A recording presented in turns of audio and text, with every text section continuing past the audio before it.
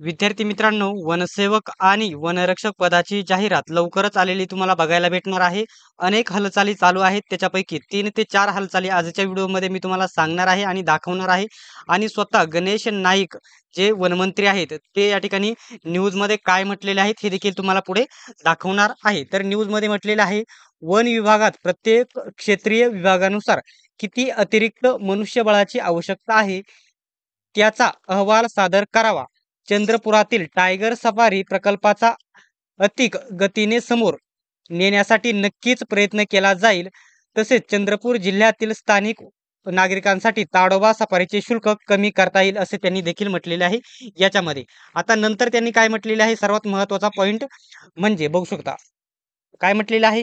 यावेळी प्रधान मुख्य वनसंरक्षक तथा वनबल प्रमुख शोमिता बिश्वास म्हणाल्या, या 2 दिवसांत महत्त्वाची चर्चा झाली आहे. स्थानिक स्तरावर फॉरेस्ट गार्डला मदतनीसची गरज आहे. म्हणजेच मदतनीस म्हणजेच कोण आहेत? वनरक्षकाचे मदतनीस हे वनसेवक आहेत.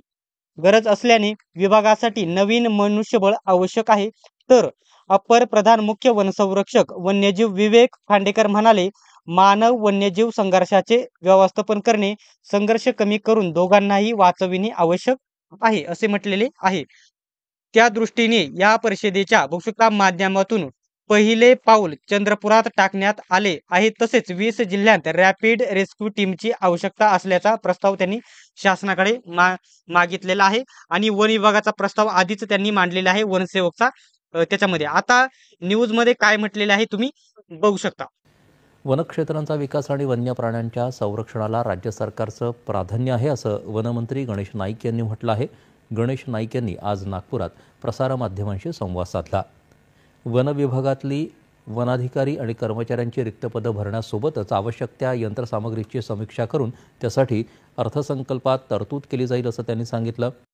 तर तुम्ही बघितले न्यूजमध्ये या ठिकाणी स्वतः गणेश नाईक साहेब काय म्हटलेले आहेत की जे वन अधिकाऱ्यांची पदे लवकरच भरली जातील आणि सोबतच वन विभागाच्या कर्मचाऱ्यांची पदे देखील लवकरच भरली जातील असे त्यांनी याच्यामध्ये म्हटलेलं आहे. आता या ठिकाणी जे न्यूजपेपर आलेले आहे कोणता आहे, लोकमत न्यूजपेपरमध्ये जे आलेले आहे बघू शकता. आजचा न्यूजपेपर आहे काय आहे, 10 जानेवारी. काय म्हटलेलं आहे, वरची माहिती वन विभागासंदर्भात वेगळी आहे. येथे गणेश नाईक साहेब तुम्हाला दिसत असतील. याच्यामध्ये काय म्हटलेले आहे त्यांनी बघू शकता.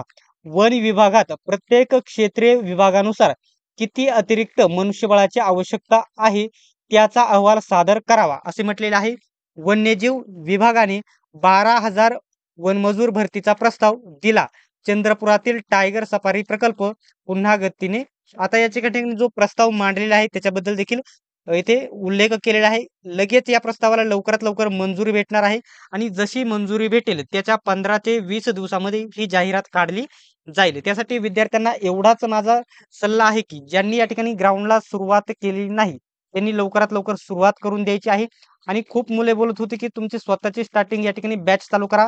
तर जाहिरात आल्याच्या नंतर लगेच आपल्या या ठिकाणी बघू शकता 50 विद्यार्थ्यांची 50 ते 100 विद्यार्थ्यांची ऑफलाईन बॅच असेल. ऑफलाईन बॅच असेल याच्यामध्ये फक्त आणि फक्त ग्राउंड घेतले जाईल आणि सर्वांचे ग्राउंड याच्यामध्ये 5 किलोमीटर आउट ऑफ करून घेतले जाईल. लवकरच ही बॅच सुरू होईल. त्यासाठी अपडेटसाठी आपला टेलिग्राम ग्रुप नक्की जॉईन करून घ्या. लिंक तुम्हाला डिस्क्रिप्शनमध्ये देत आहे. सर्वांनी व्हिडिओ शेवटपर्यंत बघितल्याबद्दल धन्यवाद.